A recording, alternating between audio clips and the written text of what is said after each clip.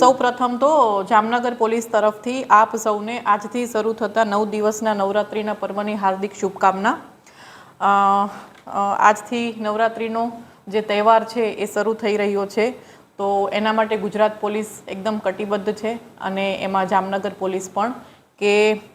કહેવાય કે ગરબા પણ થાય અને ગરિમા પણ જળવાય, એટલે કે શક્તિ સાથે સુરક્ષા। તો અમુક જે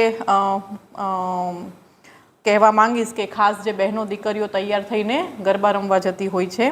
પોતાના ફ્રેન્ડ સર્કલ સાથે, તો કંઈ પણ પીધા કે ખાધા પછી કોઈ એવી તબિયત બગડે તો તરત જ સતર્કતા દર્શાવી પોલીસ અથવા ડૉક્ટરનો તમારે સંપર્ક કરવો।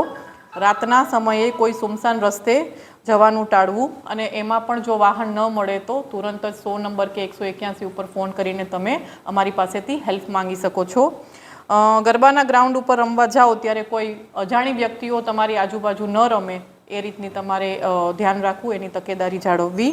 અને મુશ્કેલીના સમયમાં તમારા ફોનથી પર્સનલ લોકેશન છે એ પોલીસ અથવા તમારા નજીકના કોઈ પણ વ્યક્તિ છે એની સાથે શેર કરીને રાખવું। અજાણી વ્યક્તિ સાથે કોઈ પણ પ્રકારની પર્સનલ ઇન્ફોર્મેશન છે એ શેર ન કરવી અને ક્યાં ગરબા રમવા જાઓ છો, કોની સાથે જાઓ છો એ તમારા ઘરના વ્યક્તિ છે, નજીકના જે સગાવાલા છે એમને ખાસ કહેવું અને તમારી કોઈ પણ પ્રકારની કિંમતી વસ્તુ છે, ઘરેણાં છે એને સાથે રાખવાનું કે સાથે લઈ જવાનું ટાળવું। અને ખાસ તો કે જામનગર પોલીસ તરફથી જામનગર જે નવરાત્રિ છે એના બંદોબસ્ત સ્વરૂપે નવરાત્રિમાં સુરક્ષાના ભાગરૂપે જે તમામ તૈયારીઓ થઈ છે એની અંદરની એક તૈયારી છે કે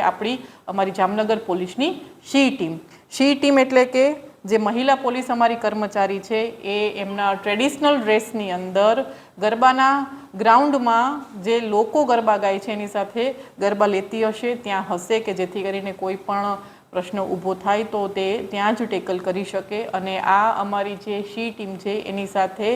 અમારા જે કોઈ જેન્ટ્સ કર્મચારી છે એ પણ એક ટ્રેડિશનલ ડ્રેસમાં હશે, એ હું માહિતી અહીંયાથી આપું છું। સાંજ સમાચાર ફેસબુક પેજને લાઇક કરો, વિડીયો શેર કરો અને વધુ વિગતવાર સમાચાર માટે sanssamachar.net વિઝિટ કરો।